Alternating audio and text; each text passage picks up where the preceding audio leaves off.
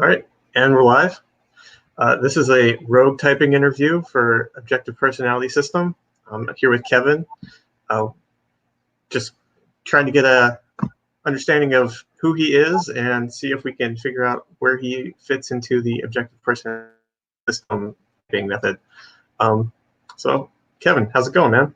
Good. How are you, Rob? I'm doing good. Played some D&D earlier, so I'm just like all my imagination is just flowing right now. Yeah.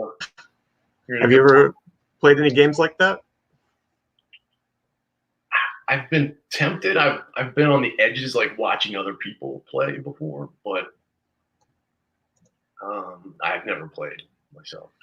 That's where I was at for a while, and I was like, there was always like people I knew that played, and I actually did a character design session at one point, and then we didn't actually do it. So, we have our first viewer here. Hello, Laura. Hi, Laura.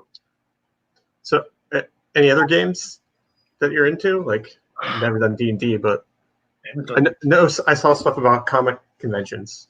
You're into that, right? Yeah, I started going to comic conventions probably like 2011. I had gotten back into like reading and kind of a little bit collecting comics. A neighbor had loaned me a book that I liked a lot. And then I just started, I was working on trying to get better at speaking to people because it's always been a problem to me. Like opening up, or I always felt like uncomfortable just even talking to people. And I had been working on Toastmasters. I went there to learn how to get up in front of people and speak, and just mostly to get over the fear was the only reason I was there. It wasn't like I was going to try to become some great speaker or anything. It was just a fear. Let me go tackle this fear. So then I got into the comics, and then I started a YouTube channel where I was reviewing comics every week because they come out weekly. Oh, cool. As another way to work on speaking, off the cuff kind of. I don't know, how you would classify it in the OP, but I was imagining that my friend was watching and I was just talking to him. Mm-hmm. So I did that show on YouTube for like probably over a year. I think I have like 60 some episodes. And then I just got burned out because it was I was editing and I had to read so fast every week. And but I've been going to conventions ever since. I started taking my niece, who was into comics, and she liked to dress up, cosplay and stuff. And she kind of got me to dress up one year. Wolverine, Logan, Old Man Logan. Yeah. So I did a little of that, and it was actually easier because I kind of panic a little with all the crowds and people and stuff like that. So being dressed up, it was like I'm in costume. It's almost like it's not me. It's somebody else. So right. Yeah. It made it easier to like move because everyone's like excited to see you and they want to take pictures with you. And, it was you got the gruff voice too. Yeah. And I would shave. Just have like the Wolverine. Right. And I had long hair at the time. This is the quarantine haircut here. So. You doing it yourself? Yeah. Okay. Yeah. So. Yeah. So we usually go to maybe 3 or 4 conventions locally. There's like I'm in about an hour from DC, maybe 45 minutes, Washington DC. They have them there, and they have them up in Baltimore. That's another half an hour or so. Richmond, Virginia is not too far. Sometimes we'll go down that direction. So, yeah. Cool. It's fun to do. So you were doing a YouTube channel for a while, and now you're not. Still keeping up with comics, though? Yeah, I got out of it after the show ended for a little bit, and then I have a neighbor that moved in 5 years ago that we got to know each other because he had like a Green Lantern shirt on, and we started talking about movies and things, and we just kind of connected over comics and stuff, and so I got back into them at that point. And so I had never really had a good friend that I could actually talk about that stuff with. It was always kind of something that you didn't really talk about, especially growing up. It was like comic book nerds, you don't. Right. go around broadcasting that. So now it's mainstream. yeah, it's cool now. So I choose to not hide it anymore. It's like, Right. I don't start with it, if I meet someone, but if it comes up, I'll talk. Right. Sorry, I started with it. That's fun. So are you a DC or Marvel purist, or? I'm not really. I like elements of both. I started out as a kid like Spider-Man, and then I got into Flash and Batman. I mostly stayed away from like team books. It was like Mhm. Punisher, Ghost Rider, sort of loner type characters. And then when I had my YouTube channel, I was avoiding Marvel and DC entirely, just doing indie stuff. And occasionally a couple of Marvel and DC would slide in there. But at that time, I wasn't really into. I had missed so much. I was out of it for, I don't know, over 10 years. So I would pick up one and I was totally lost. It was like, it seemed like too much work to try to get into it, catch up. And I just didn't want to at the time. And then now that's mostly what I read is Marvel and DC. So they've had a lot of reboots, every couple of years they reboot the whole thing. Makes it easy to get back into. So That's cool that you were reviewing the indie ones, because there's probably like less stuff out there about those, right? So, yeah, and more of a niche market. Yeah, and the nice thing about them was there'd be like 5 issues and the story's done, and they might have a second chapter or whatever. So it was kind of neat. You could read like a whole story and then move on to the next kind of thing or whatever. So These like graphic novel length, or just sometimes some of the comics I reviewed were graphic novels. Most what happened is they'd come out in like monthlies for 5 weeks or 5 months or whatever, and then they would come out with the graphic novel. So if you missed it, you just grab the graphic novel or whatever. Cool.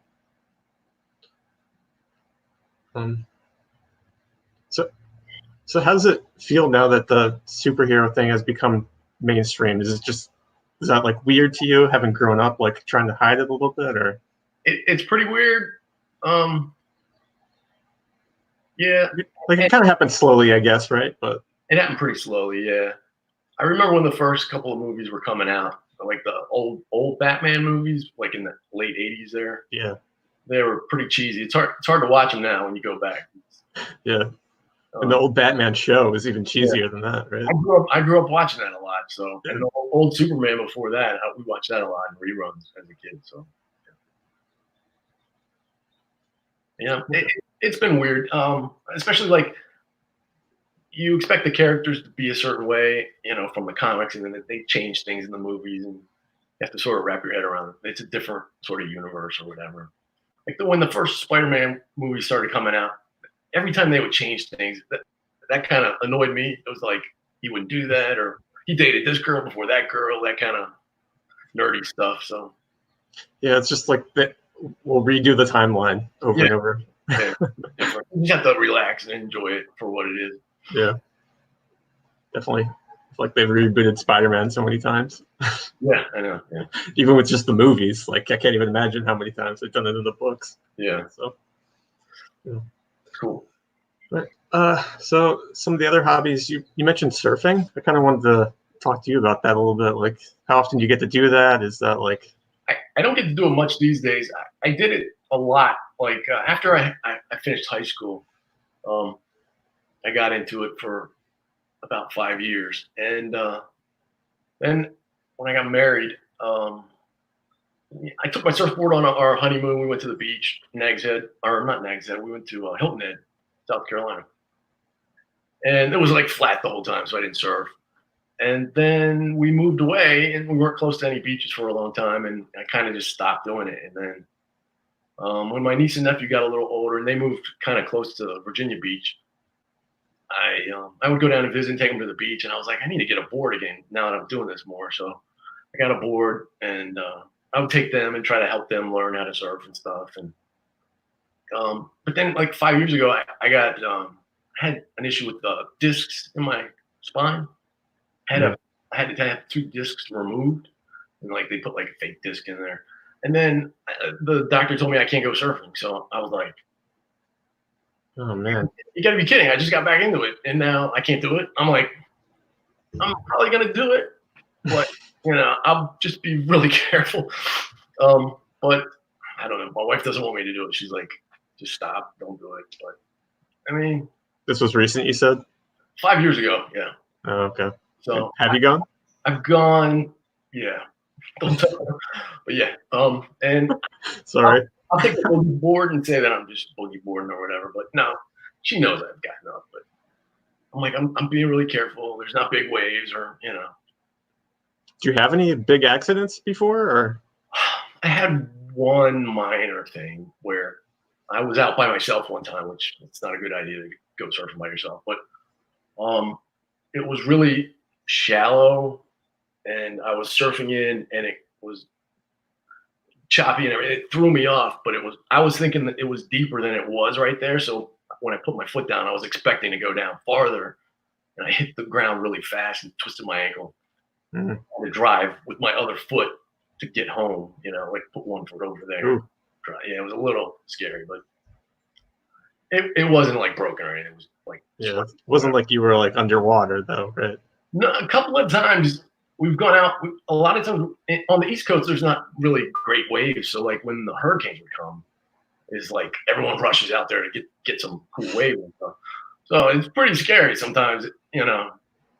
But you get in it right down here, and then like you end up like a mile down the shore.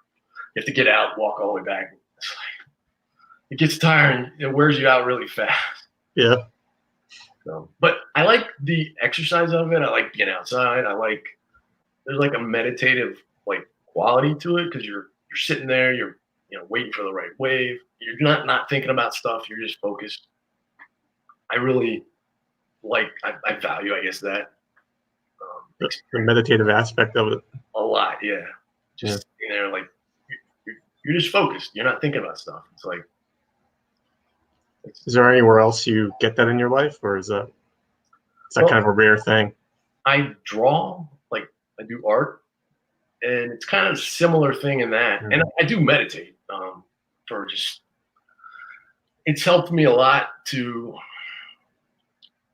I guess, in a lot of ways, just to de-stress. I guess. I used meditation to lose weight back in 2003. I was pretty heavy. I got up to like 220 pounds, and I had been studying meditation. I'm like, I should use what I'm learning in there to like hack my brain, basically. Like, I could see that I didn't need food, but I would get up and go get food. So I could see when my brain was like, well, go get a snack. And I was like, wait a minute, you don't need that. Just stop doing that.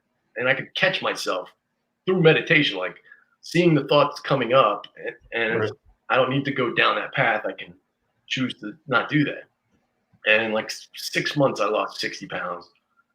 And I mostly kept it off. I put on a few, but I've gotten to the point where I'm like, I'm not going to deny myself everything, like, starve myself or anything like that. But I want to be able to eat, what I like in moderation, basically. So I have cut out a lot of sweets. I don't eat much sugar stuff, but yes. Yeah, you're in control now. Yeah, I really do use meditation to sort of see what my brain wants to do, and it's really helping me with this objective personality stuff because I'm like, I'm seeing where I'm having all these issues, and now I can connect it to stuff, and I'm like, it's like a puzzle. It's like I'm solving this puzzle. It's my brain. It wants to do these things, and I realized I don't really want to do those things anymore. That's the thing that's been causing me trouble. I can see it now. Mm-hmm. And I'm telling my wife all this stuff, and she's just like, her mind's blown. She's like, these are the places that we're having trouble. And the way you're explaining what trouble is makes perfect sense. So it's like, it's really cool. I can't wait to get my type because I think I know it, but it's like, I want to know it for real. I don't really care what it is. If it's different than what that's fine. I want to know what the truth is, Yeah. I keep hearing these people that like get tied to what they think it is and they fight. It's like, tell me the truth. I don't care. I want to know the truth so it can help me. Right, but you like want to see that like this practice that you've been doing? Like, were you able to see what your tendencies are? That you were actually able to see those? I hope it makes sense. I mean, I know that the demons are an issue, and I know what they are. I think I know what they are. But if they explain it, and I'm like, yeah, that makes sense. That's fine. If it's completely different,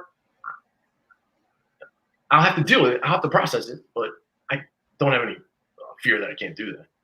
Right. Yeah, I've been thinking about the coins and just like how just thinking about those in relation to your use. Necessarily have to know your type. Like maybe you have blast issues anecdotally, and just thinking about those and like discussing those with other people in terms of like giving it a name is just useful. So like that's kind of stuff I've been thinking about a little bit too. It's like so hard to actually type people. We have to ask Dave and Shannon because they're the only ones that seem to know. But hopefully we can at least find some way to find ways to make use of these coins without doing that necessarily. But yeah. I mean, I think if you just focus on, deciders, observers, introvert, extroverted, the animals, kind of can get close at least, Mm-hmm. Seems like pretty cool. Yeah, you have to be willing to admit where you're truly getting stuck with things and not be so focused on like what the end type is or something. Right. So yeah. It's easy to make a judgment of somebody instantly, and then you have to fight against that the whole time. Like every time I'm like, oh, this person's this or that. You have to say, stop thinking that. Just work on the coins. Yeah, definitely. Tricky. Yeah, it's hard. It takes time. Like I've been trying to type people for the classes, but then I have to like set aside the time to actually do it, and it's tough. Yeah. I've tried to do it myself, and I'm not in it to get good at typing people. That's not really my goal, but it's kind of fun to play around with and try to do it. But I feel like I have to know someone a long time and like dive deep in order to see these things, and finding the videos. Like they did that one recently about finding the videos and stuff. That's a lot of time and effort, Yeah, I mean, sometimes you can see something that you think is indicative of something, but then they talk about how they want to see that pattern at least 3 times. Right. And that's the thing where sometimes you kind of jump to, oh, so this is probably what it is, right? Right. You're like, It's the kind of thing Dave does. It's like, that's where you're gonna fuck up. Exactly. Yeah. Definitely. But yeah. So, talking a little bit about reasoning out things.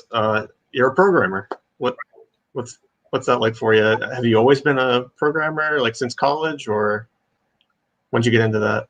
I started college thinking I was going to be an artist. Oh. In high school, I was good at math, and I liked to draw, and I liked to swim, and that was kind of it. I lifted weights.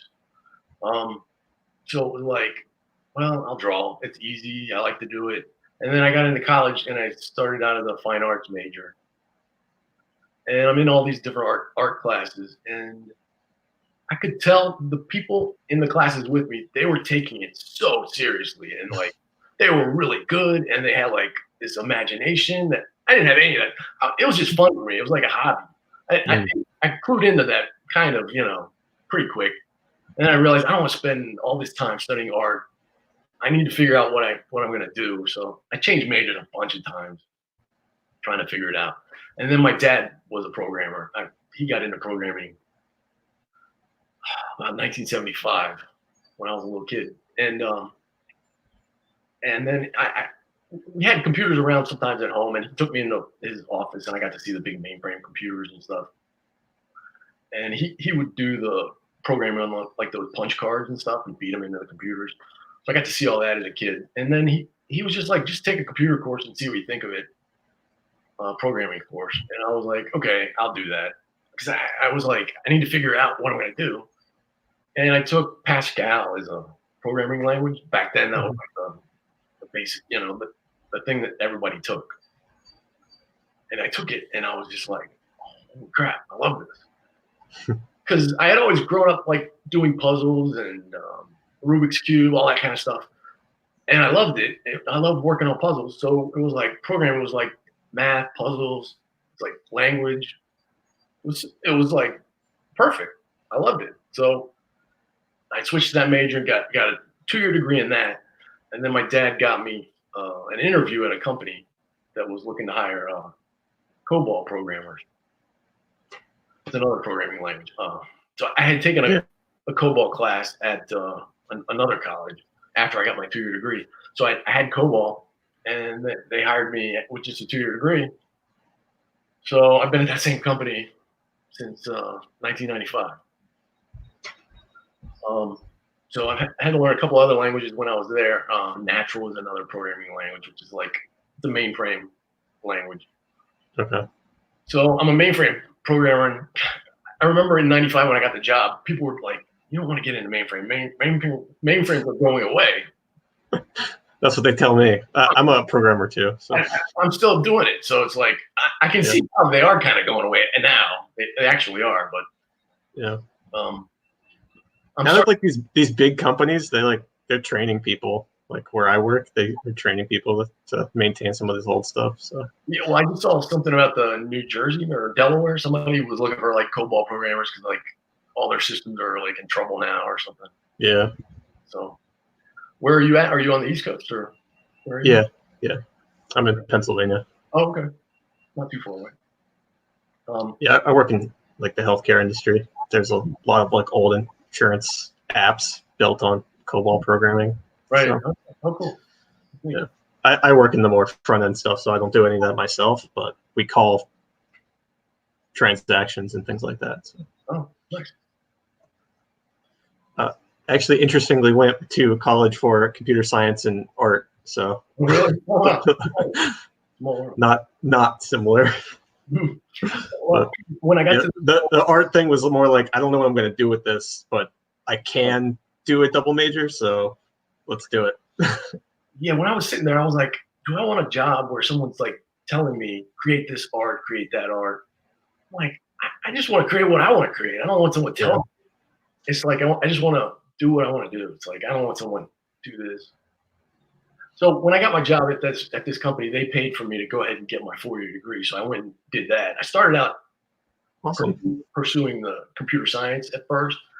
And then I got to the point where I was almost done and I could switch to math, get a math degree.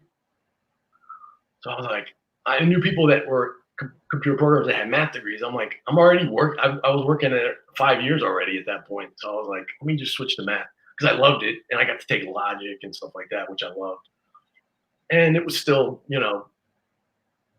benefit my job. So, because learning how to think and learning how to think logically, I mean, that's math, logic, all that stuff. So, yeah. So I got my degree in applied math, which I loved. It was a lot of fun. Sweet. You do some math in your free times until? I actually, for a couple of years there, I was tutoring the kids on the street in their math for high school and stuff. Okay. Especially the ones that were struggling with math, And it was fun because I could see that they weren't getting it and their teachers weren't explaining it. And I could see how, what they were missing. It's like, oh, and if I explain it in this way, then they're like, oh, okay, why didn't my teacher, say that? So that was kind of cool. I couldn't really like teach a class. I thought it would be neat, but I've suffered from social anxiety for basically once I got to high school, I started developing social anxiety really bad. Mm-hmm. And then probably in the last 15 years, 12 years or so, I've been trying to overcome that. It's been a long process, but right. Yeah. Yeah, I like helping people with math, but I wouldn't sit down and do math myself really for fun or anything. Yeah. I like doing like Sudoku puzzles and stuff like that, but that's not really math, but basic math maybe. Yeah, it's fun math is just like abstracted in a way that you don't really realize you're doing math anymore. So. Yeah. And everyone, it's always funny when people are like, "Why do we have to learn math?" It's like, it helps you learn how to think logically. It's like, they're so, even if you're not going to sit down and do math for a job, you still need to know how to think, puzzle things out. Right. You got to do your taxes, which is, basic math. But they got computer programs that do that now, so you don't really. Yeah, I just use the software. Yeah. I have a drink here. Sorry. Oh, no problem. My throat's getting dry. Oh man, I was gonna ask you about something there, but lost it. I'm looking at the So have you been with the same company? Yeah, it's I don't want to say the name of it, but yeah, I started there July 5th, 1995. And it had a different name at the time, and then I think 2002 they got bought out by another company. But early on I had gotten I started thinking I want to jump around like a lot of people would go job to job and stuff. And I found a job at another place, and I came back. They gave me an offer, and I came back and said, these guys want to hire me for this amount. And they said, okay, we'll match it. Just stay here. And so I was like, okay, I'll stay. And then a second time, I got a job, and I actually left for one day at the new job. And at that one day at the new job, I was sitting there, like, seeing where I was going to be sitting. Sorry. Oh, no problem. I was sitting there and I saw, my area, and I was seeing what they were going to have me doing. And I was like, oh crap, I made a big mistake. I went back to the other job. I'm like, is there any way I can have my job back? And they said, yeah. They hadn't even updated the system or any of that stuff. So they're like, yeah, just come back. And so I had to quit that job. I felt like a dumbass, but. Wow. And then I stayed, and I didn't screw around like that anymore.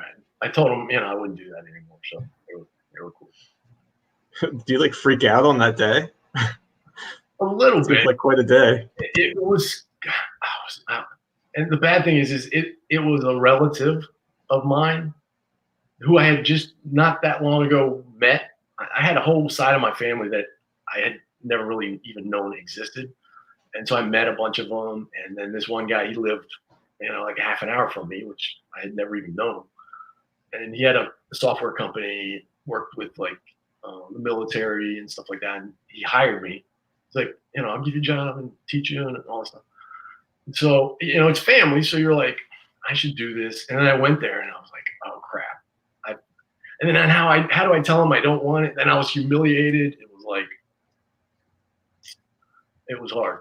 But you did it. You didn't stick it out. I feel every time I see him now, it's tough. Yeah. Oh. I just, what are you gonna do? Yeah. So you like what you're doing where you're at, though, right? I like it. I like it a lot. Yeah, I like it a lot. I like it because they give me programs to do, and they're not micromanaging me. I've had the same boss the entire time. It's like me and him, and he just is like, here, I need this program. Here's the specifications. Just do whatever And a lot of times he doesn't like to do it, and he'll be like, oh, I got something, you're not gonna like it, and he'll give it to me, and I'm like, oh, I do like this. This is awesome. This is like a puzzle. It's like, this is what they want, and this is the input you have, and you have the database, and you have to figure out, it's cool. It's like, right. fun. Yeah. So how do you not like it? It's like, and it's easy enough. The part I don't like is where he's like, okay, I want you to, when you're done, give me a spreadsheet and show me the work, show me that it works, basically. So I'm like, okay, I got to make all these test cases and do a spreadsheet.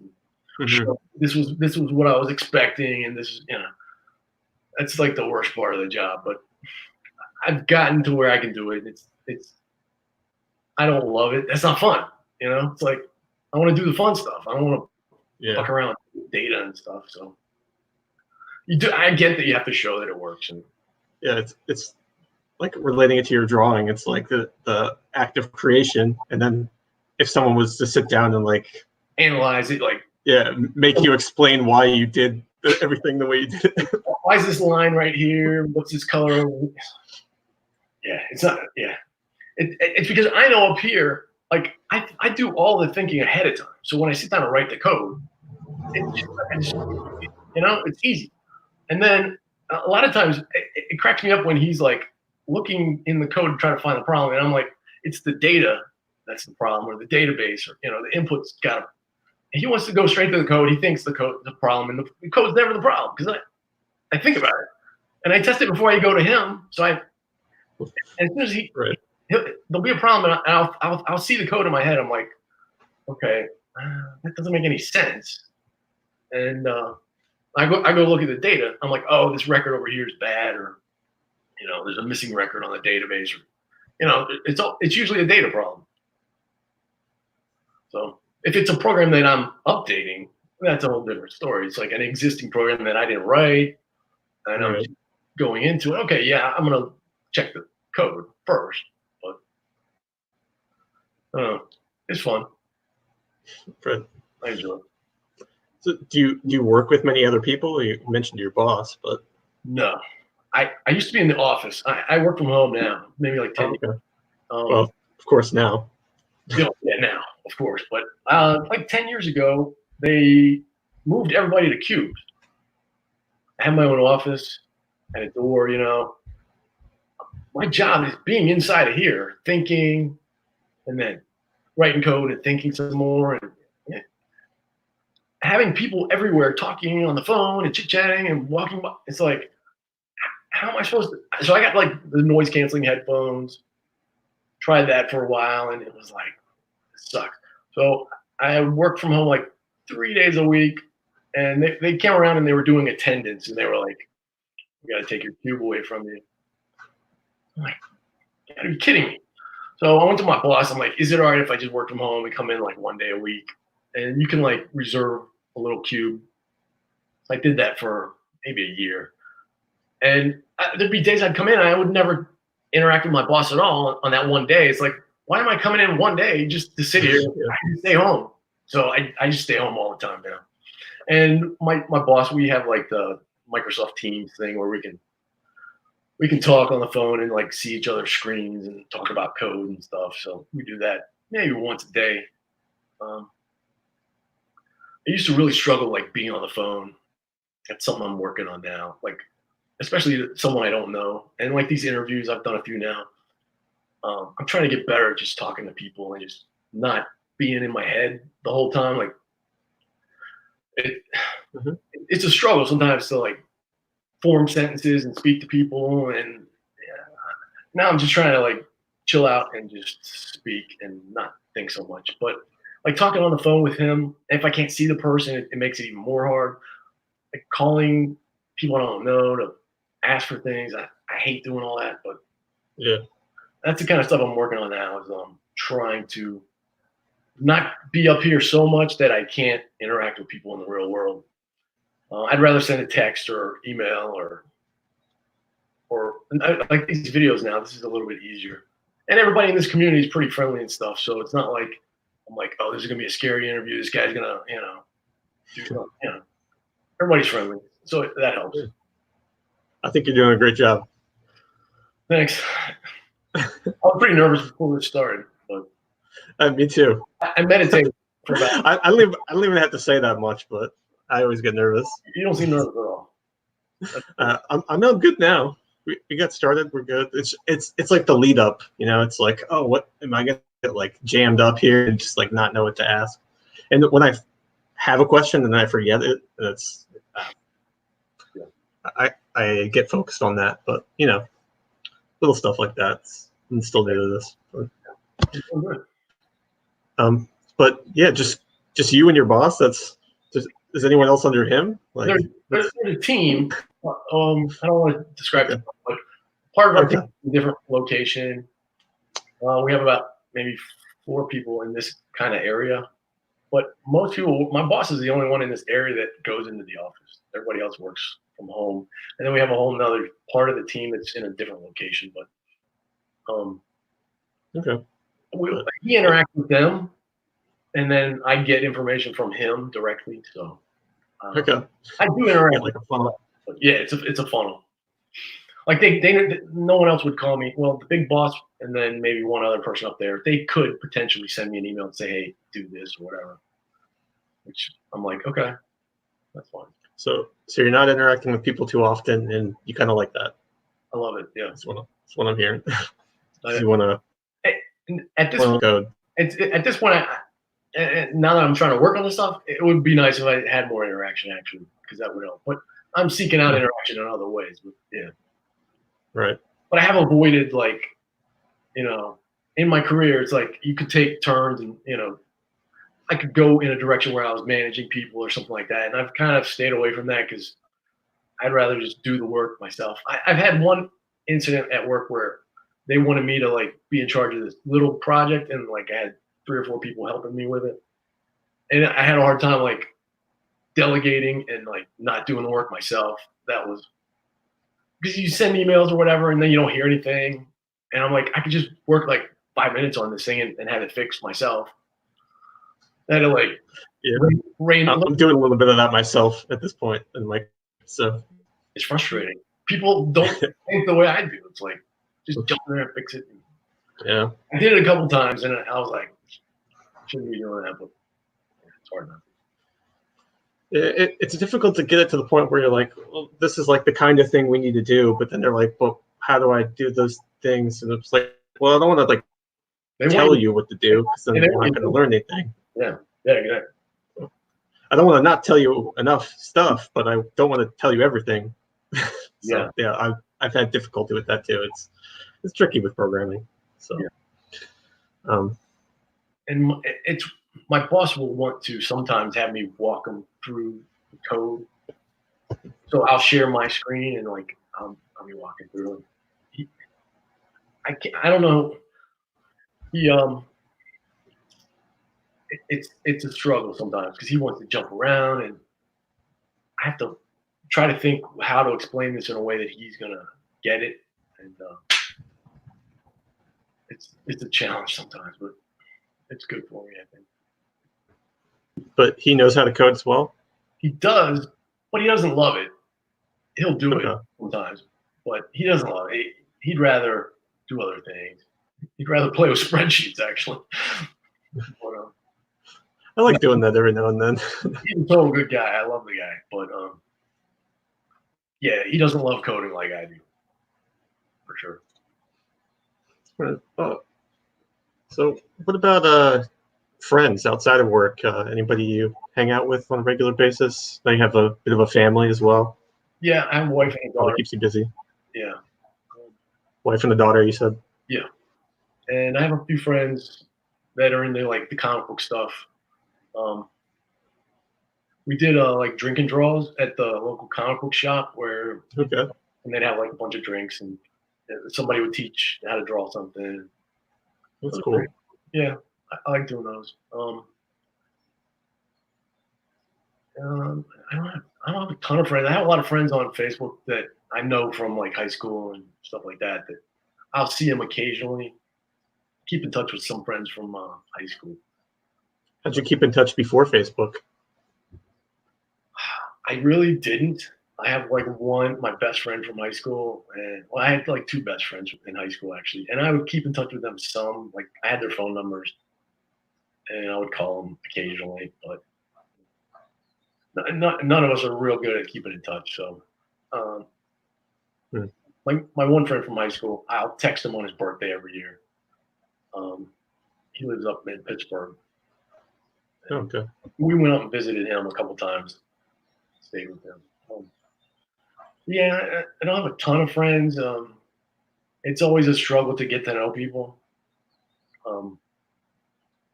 The social anxiety stuff. Yeah. It's getting easier since I've been working on that. But, like, I have a neighbor. We've lived here 16 years. He lives right next door, and I say hi to him. We talk about the weather for a second, and then we instantly run out of things to talk about because we don't have anything in common. And it's frustrating because he's a nice guy, and we just don't, we don't have anything in common. So yeah, he doesn't say anything. Some people it's easy because they'll say this, they'll say that, and you can kind of and neither one of us does that. So it's like you just run Right. around. You need someone to do that. Yeah, one of you has to do that. Yeah, it's tricky. Yeah. What kind of stuff do you guys do as a family? Like amusement parks or anything like that? We've done that in the past. The funny thing about amusement parks, when you start getting a little bit older, the roller coasters affect you. Like they're not fun anymore. I get dizzy. Like I have a hard time breathing on them. Like I feel like I'm gonna pass out because when you go up and stuff.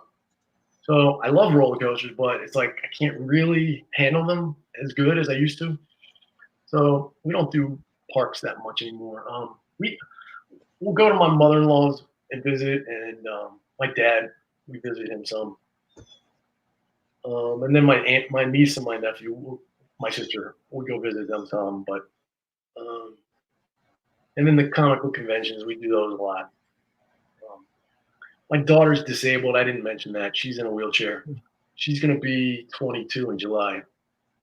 So we spend a lot of time taking care of her and making sure she's got the best life she can have.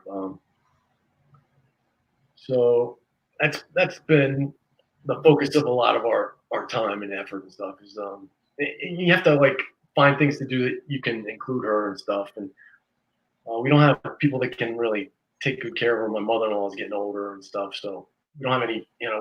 If we do stuff, we have to include her somehow. So we can take her to comic book conventions and stuff because Right. Yeah. And we can go to movies, stuff like that with her. Sure. Well, my sister can watch her, if we go to the beach or something like that. It's a little hard to take a wheelchair on the beach, Not really practical. Yeah. Yeah. How do you feel about sand? Like, you get back, you got it in your. Yeah, it's a little pain, but it's worth it for the fun of it. Okay. It's not too bad. But yeah. I always it was like something to get stuck to you. It's like glitter; you can't get it all off. Yeah. You're getting it out of your stuff for like weeks and weeks. Yeah, for sure. And they're like, don't get the sand down the drain. And I'm like, how am I supposed to get it off without getting it? Yeah. Yeah, it holds off outside or something. Yeah. It's tricky. You're never gonna get it all. Okay. Got like a YouTube thing. Is there anything similar to that you've done? Like, so you have like this like pattern of like trying to teach a little bit. To teach a little bit? Is that what you said? Yeah. It's math and tell people what you're thinking about comic books and stuff. So. Yeah, I'm trying to start a channel now to work on the objective personality stuff. Mm-hmm. I'd love to hear more about the meditation stuff as part of that. Yeah, yeah, that would be good to include some of that for sure. Yeah. But yeah, I want my new channel that I'm starting. I'm gonna try to start it when this is over. Actually, I'll post a link at some point to like I worked on my first episode today. But basically, I wanted to be. I'll put it in the description below. Okay. Yeah. Everyone watching. Yeah. I want it to be a place where I can talk about my demons and work on them, and then maybe have like interviews like this where I have people on, and the focus is just let's talk about our demons. Let's talk about what we're working on, what we're struggling with. Maybe other people have advice that they can help us with. What about this? What about that? But yeah, the meditation thing is probably good to talk about. I think for that. Yeah, definitely. Because for me, it's like a way to hack your brain. It's like, because for me, my meditation is like I feel like I'm able to like see the functions and just not have them pinging off each other. And they don't like that. You can see that they're trying to ping, and they kind of freak out at first, and then they just sort of chill out, and you can see thoughts arising, and you want to do this and that, and you just don't grab them and hold on to it. You just let thoughts go, and everything just kind of slows down. It's really doing that over time. You get to see in the moment when thoughts are coming into your head, and you can choose. It's like, you know, in code where it's like, if this is true and this is true, go off and do this thing over here. You can say, I'm not doing that thing anymore. I'm hacking this. That's true and that's true, but I'm not going to perform this routine right here because that's the thing that's been screwing me up all along. I'm going to stop doing that. So practice, but you can start to see what's going on and decide not to do that. And that's how I've tried to use it, at least. Pretty cool. What into meditation? What's that? When did you meditation? It was after I got my job in '95. I was at the time I was studying philosophy and world religions and stuff. In about 2000, no, I'm sorry. When I was 21, it was 1991. I stopped believing in the supernatural. I grew up in a fundamentalist Christian cult, and I was actually studying evolution at the time to try to understand. When I would try to debate people, they would bring up evolution, and I didn't know anything about it. We were raised to believe it was the devil trying to trick you and all this kind of stuff. So I was like, I need to learn what that is so that I can counteract it when I'm talking to people, you know, trying to convert them to my religion. So I'm sitting in this evolution class, and I'm like, holy shit, this is fucking real. And like all my religious beliefs just crumbled instantly. Because it was like we were the only ones, we were the one true religion. Everybody else was worshiping the devil. They were all going to burn in hell. And if our religion wasn't true, none of them were true. This was like serious cult stuff. And instantly it was done. It was gone. And so then at that point I had to try to rebuild, you know, who am I? What do I believe? Why am I a good person? It was like, I started studying philosophy and world religions, and I got into Buddhism along the way. And it was just not the supernatural pieces of it, like, you know, rebirth, and there's something to karma, you know, but just in a naturalistic sense. If you're a good person, people can see that you're good, and they're gonna tend to be nicer to you. If you're an evil person, people can see that, and you know, that's how I look at the whole karma thing. It's not a supernatural thing. It doesn't continue into other lives. I don't know if there's other lives. I don't think there are. I don't see any evidence to believe that, but I'm not gonna like say there's no way. I don't know. Who knows? But that's not the focus. It's the meditation stuff, the Buddhist, you know, Four Noble Truths, the Eightfold Path, all that stuff. Just learning that, it was nice to see that there was a philosophy that made sense. It was like suffering exists. There's, you know, a cause for suffering. You know, there's a way to stop the suffering, and there's a path to follow to, you know, to get there. It was like, okay, I can do this. I can benefit from this, and just take it in and make it work. So, and I've seen benefits from just, you know, learning how to do this. So, right, yeah, keep it that's up. awesome. Yeah. I was kind of curious, what about like that evolution class that you were taking? Like, what made you so convinced that that was what was real then? Like, do you know what like the explanation was that convinced you that it was real? That's a long time ago. I don't remember. I just remember that I didn't know anything about it going in. I thought I could go into this class. I had been studying apologetics, and I was convinced that I had the one true faith and everybody else was going to burn in hell. And that bothered me. And I wanted to help people find the truth. Right. So I went into this class with a lot of confidence, thinking I can learn this, and then I'll understand why it's actually not true. And I was just sitting there open to understanding it. And I don't know, at some point I was because I was logically trying to understand it. And it just all made sense. It was like, I don't see how this can't be true. Right. Holy shit, the earth isn't 6,000 years old. And, you know, everything just didn't make everything I had been taught about religion didn't make sense at that point. It was like none of that stuff could possibly be true at that point. And then so I stopped believing, but then I was still open to the possibility of getting back to some kind of a supernatural belief. And everything I did after that study, I stayed open to it, but I never have found anything that shows me that it's warranted to believe that the supernatural exists or that any faith out there is true or anything like that. But I remain open. I remain, I'm always listening to podcasts, philosophy, listening to people debate, listening with, an open mind, but not open till my brain falls out, but open to, if someone has a good, argument, evidence that holds up under criticism, I'm open, but I just don't see it. Right. What about the rest of your family? Are they religious at all still, or? My mother, I assume she is. I don't speak to her anymore for the last 5 years or so. My sister got a divorce, and my mother, during that time period, my sister came to me first and was like, "We're having trouble. I don't know what to do. I'm thinking I want to end the marriage." And I was like, "You're young enough. If you're miserable, you guys have tried to work on it. You can't. Get out and make, you still have time to find happiness. It's not worth it."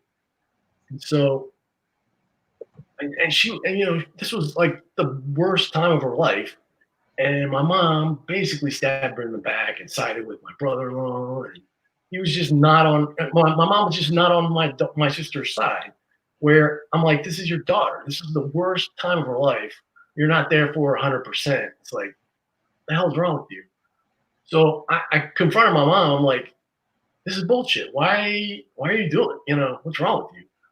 And she stood by it and she started talking about the Holy Spirit is telling me to do this and all this stuff. And everything she was doing was benefiting her because she, I don't want to get into too much of that, but it was like I could see that she was only doing it for herself and she's blaming the Holy Spirit and all this kind of stuff. And I was like, at that point, I knew if something like this happened in my life and I needed her to be there for me, she wouldn't, or I couldn't trust that she would. And at that point, we barely had any kind of a relationship at all anyway. So it was easy to just say, okay, I'm done. It's been, we have no relationship to begin with. I was holding on to this, she's my mother, but there was really nothing there. I mean, we talked about the weather and, we didn't have any deep conversation. This conversation we're having right here is more than I ever had with her ever in my entire life. So right. It was easy to just say, okay, this is a toxic person that I just can't deal with anymore. And my life has actually been a lot better not having her in it. And it's sad to say, I wish she was different and I could have her in my life. If she came to me though and was like, I'm so sorry, I was a dumbass. This is what I did wrong. This is what I did wrong. It was me. I was selfish. What can I do to make amends? I would be like, okay, cool. Let's talk. Let's try to work something out. I would be open to that, but there's no way she's ever going to do that. So if she did, I'm here, and I would talk to her. But yeah, I'd have to believe that she really understood what she did wrong and why it was wrong, and that she really, felt that, she needed to do stuff to make up for it. If I saw that, yeah, of course. You're still close with your sister, though? I am. She recently got remarried, and he's a good guy. But we don't talk as much because she's busy, and we still see each other now and then and talk on Facebook Live and all that kind of stuff. Chat, whatever. Sure. So it's cool. So we're getting pretty late into the interview here. I want to see if the chat has any questions. I'm gonna try and give you a few more fun questions here. Okay. Family conflict, but that's fine. I did want to ask, like, you reviewed a bunch of indie comic books. Or any in particular you want to plug and say like this is one I really recommend people check out or anything like that? Actually, there's one. It's called Okko, Okko. It's sort of like a samurai, like a Ronin type story. Mm-hmm. The art in it is amazing. The guy that created it, I think he's French. His name is Hub, Hub, which is like a nickname or some kind of thing, but that's the name he uses. Mm-hmm. There's like different books. There's like the cycle of fire, the cycle of wind, earth, all these kind of things. But it takes place in like a fictionalized Japan. I think the name of the country is like Pajan. It's like the same letters as Japan. Sure. But he's like, there's a little band of these characters and they travel around and, it's such a cool story and the art is amazing. I love the books where the artist and the writer is the same guy. He does all the work. Mm. It's a cool book if you like that sort of. If you like anime or manga type stuff. If you like Avatar: The Last Airbender, that show, you probably enjoy the book. Cool. There's my review. Dig back into my memory there. Yeah, that's cool. I'll have to look into that. I used to read a bunch of graphic novels when I was in college, but I haven't done that for a while. So yeah. You guys have an audience question here. I'm going to zoom out a little bit so we can get it on screen. Okay. If you had 24 hours left to live, what would you do with that time? I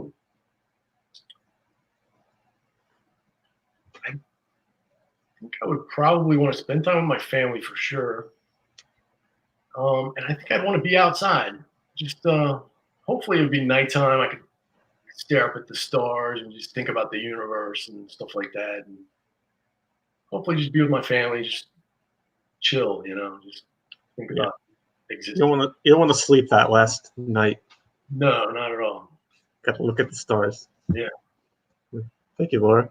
For sure. That's a good question. Good question, Laura. Thanks.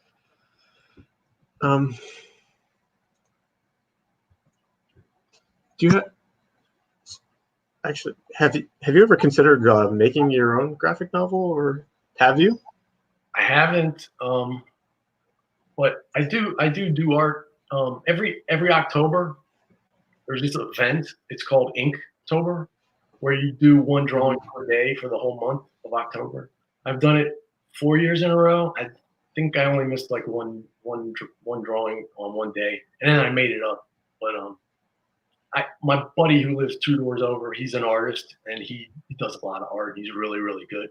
He convinced me to try it 1 year with him, and I thought at the time, I was like, I'll start it, and I probably won't make it to the end.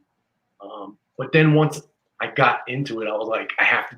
It was like, I don't want to be a quitter. I don't want to be the guy that started it and then didn't finish. So I didn't, and I enjoy it. It's a challenge that you push yourself to do it, and it's pretty fun. But I don't think I would ever do a graphic novel. As a kid, I wanted to be like a cartoonist, like in the newspaper, Okay. But then I thought, I didn't think about the writing part of it. You have to be funny and stuff. And I'd rather somebody tell me what they want to draw for that. I know I said I didn't want someone telling me what to draw, but in that instance, you'd have the freedom at least. Make it how you want, but here's the story I want to tell. Do it the way you want. That would be cool. But yeah, I'd need a writer. You've never been a writer yourself? No, but no, not really. I'm learning to talk more about my thoughts recently with all this OP stuff. I find it beneficial to hear myself saying the stuff that's in my head, putting it into words so I can hear it. Mm-hmm. I've learned this trick. It's like a hack. It's like hearing the thoughts. You can hear the holes in it, It's like when it's just up here, but when you have to turn it into words and say it, and then you hear it, there's a whole thing where you can, oh yeah, I'm forgetting about this thing over here, where when it's just up here, you can't see that. So I'm talking a lot more lately, but yeah, writing, there's a creativity thing that you have to have that I'm not sure I have whatever that is. Interesting. Yeah. Laura has another question. What is one fear you have that most others would consider irrational? Wow. Fear. It's a tough one.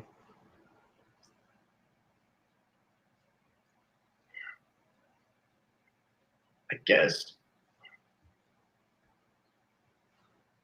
I don't like looking stupid is a big thing. If I had to say a fear, that's probably being in a situation where everyone thinks you're dumb. That's I my dad was pretty abusive emotionally, psychologically growing up. He'd call me names and stuff. And through high school, I always thought I was kind of dumb and not smart. And then in college, I was forced to take a IQ test, and I scored very high, which shocked me. It blew my mind because I'm like, how could I be smart? I barely tried in high school, and then I got straight A's in college after I took this test and found out I was actually smart. I was like, holy shit. And my dad was just abusive, like emotionally, psychologically, call me names, put me down all the time. So I think I carried over that fear of just looking stupid because I believed I was stupid for so long. That's probably the biggest fear. Actually, having everyone around me think that I'm an idiot, a stupid person. So Right. that would be it. Potentially tied up in what we were just talking about there with like voicing things and then sort of realizing that, oh, I didn't consider this. And then somebody's going to call me out for not considering that in my head. But right. Yeah. So definitely learning the benefit of communication and talking and stuff like that, for sure. Yeah. Shoot. Lost what I was going to say. That's okay. You don't have a lot of people asking questions, huh? No, not too many. Daniel. We don't have too many here. Yeah. Daniel, you're there?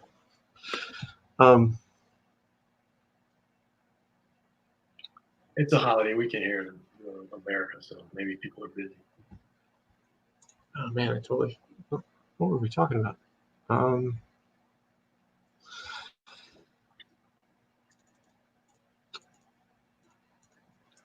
So we talked a little bit about some of your struggles here. Like, do you have like a proudest accomplishment? Like getting out there and creating a YouTube channel, that seems like a pretty big deal. But I don't know if that's like what you would consider your proudest accomplishment or anything. Yeah, I don't really think of it that way. I'm probably just my daughter, just being there for her and stuff. And we've known a lot of families that split up. You know, when you find out your daughter has a disability like this. Yeah. You know, sticking it out, finding it in me to do what needs to be done. Because it's easy. It's easy to, in that situation, you know, to consider maybe this is too hard. I can't do this, and try to get out. I had those thoughts for a moment there, like, because my daughter was born, I was 28. It was like, holy crap, how can I do this? This is really hard. This is not, she's not going to have a cure. This is my life forever. So there's a moment there in the very early time where it's like, I don't know if I can do this. And then I pictured myself, like, after I left, looking back at the me that was a coward, that wasn't able to find it in me to do it, do what has to be done. And I'm like, I don't want to be that monster that left and, is a coward. And I'd always regret, what was I missing that I wasn't able to do that? So I just found some way to do it. And I guess that would be my proudest moment is not going down that path, because it's hard. And every day you have to realize this is going to be the way it is. And you got to be okay with it. And it took a while to get your brain around that problem. It's like, because when something doesn't work, you want to be able to fix it, and then you realize they can't be fixed. She's got issues, and we got to deal with it. That's tough because but then you just find out, okay, what can we do? How can we give her a good life and do that? Make that your job. So I guess if I had to pick something, I would say that because yeah, I can see how that beats a YouTube channel. Yeah, YouTube channel. It took me a while to do the channel. It was like I wanted to get parts in place and everything, and I wanted it to be close to where I actually know my type. I don't want to get on there and not know what I'm talking about. No, so sure. On my type, I get it on Friday coming up, so just a couple days away. Right. Yeah.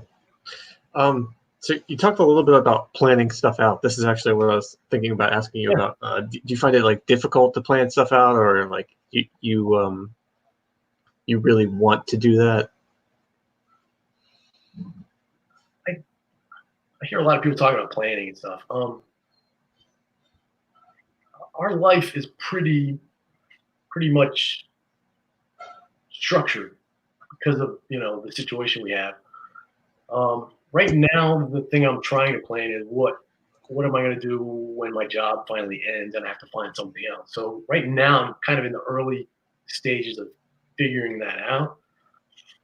So you've kind of caught me at a point where I'm trying to make some plans and I haven't quite gotten there yet. So I'm 50. I just turned 50 during this stupid quarantine.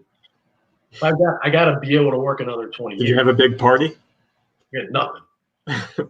So when this is over, maybe try to do something. But yeah, so I got to be able to work another 20 years or so. And I'm trying right now to figure out where I want to go. I'm thinking I'm going to learn some more programming languages and just have some languages ready in case I need to make a jump or something. So I don't know. Do you have any suggestions on things I should study, like languages that you think? I'm actually taking an Angular course at work right now. So that's JavaScript. So it kind of assumes you have some familiarity with JavaScript. A little bit, yeah. I've taken some of those Skillsoft courses that work on that, but I haven't had a chance to use it. So that's the bad thing. It's like I don't want to spend all this time studying something and then use it. And I mean, can you say you really know it at that point? It's like, well, you got to have a little project where you're always working on stuff, I guess. Right. Makes it tricky. You kind of need to go into a language and be like, okay, I'm going to try and accomplish this with it. Like go and make my own website to do something. Like maybe you could make like a little objective personality app. Who knows? So maybe we could work on something. I don't know. If you want. We can talk about it for sure. Yeah. So yeah, I'm planning that. I'm in the early stages of figuring out. I'm probably going to study Python and a couple other things. Go. I don't know. We'll see. So yeah, I need a plan for the next 20 years. So. Sure. Yeah. But you don't have it yet. You're still working on that. Yeah, I've got my job now, so it's no immediate fear, but yeah, I need to be prepared. All right. Okay. Got some more audience questions here. Okay. We kind of just answered this. I don't know if you have more you want to add. Before I die? Oh, that's a pretty good question. What do I want to do before I die? Actually, that's what you should plan for. Yeah, I want to actually get good with my demons. The big thing, the functions, the animals. I need to figure out what they are for sure, but that's the immediate thing I need to work on. And then I don't know. Once I get to the point where I feel confident going, in all directions, I don't know. I haven't really thought about that yet, but I'm sure there's going to be something I'm going to want to do at that point. I would actually like to teach, honestly, and I think the demons are the thing that's been holding me back in that regard. I think I would really love to be able to teach, honestly. So we'll see. Yeah, YouTube channel might be a way to start doing a little bit of that kind of stuff. So yeah. Cool. A little bit more abstract question here. Okay. If you were a tree, what kind of tree would you be?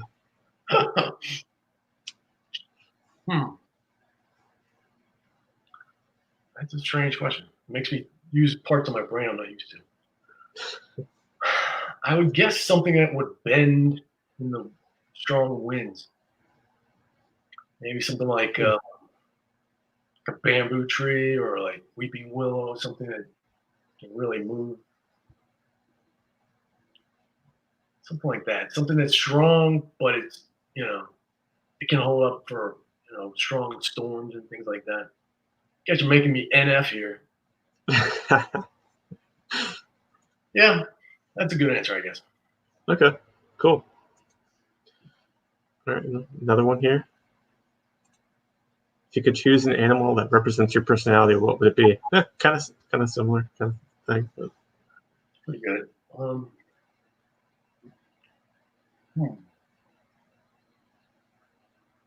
I could say Wolverine, but I probably shouldn't say that. Probably This makes me think of your X-Men again.